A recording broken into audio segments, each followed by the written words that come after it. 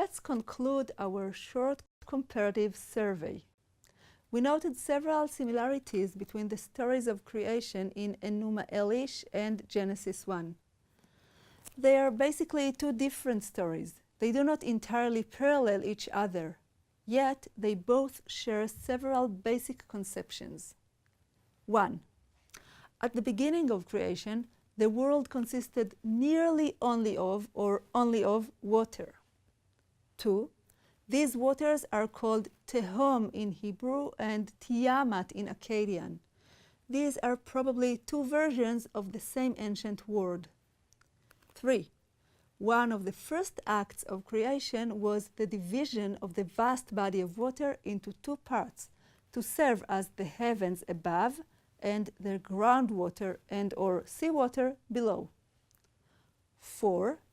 The God placed an impermeable sheet beneath the upper water to prevent water from leaking down and to preserve the separation between the two bodies of water. 5. Later, the God created the luminaries and determined their role as calendar markings. 6. The last creature to be added to creation was the human being. How are we to explain these similarities between the two creation stories? Several researchers believe that the biblical story of creation is based directly on Enuma Elis. That is, the author of the biblical story was somehow familiar with the Babylonian story and made extensive use of it. However, this claim is problematic for several reasons. First, the stories are not similar enough to claim direct dependence. The parallels look impressive, but the basic plot is different. It is not the same story retold. A second consideration relates to the linguistic relation between Hebrew téhôm and Akkadian Tiamat. We will not go into linguistic details right now.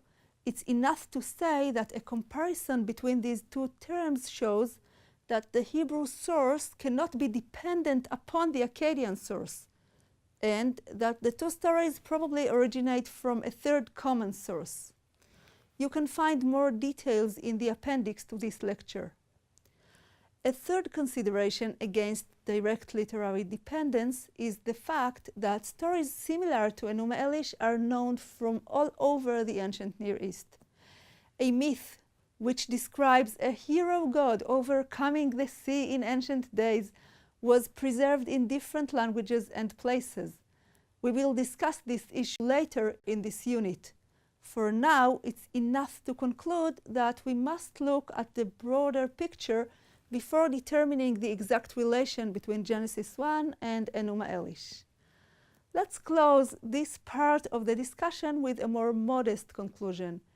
Genesis 1 does not seem to borrow its content directly from Enuma Elis. What we probably have here is a nucleus of common tradition shared by both texts. The author of Genesis 1 integrated common scientific ideas of his time into his work. Thus, popular conceptions about how the world came into being out of primordial waters found their place in the biblical account of creation in Genesis 1.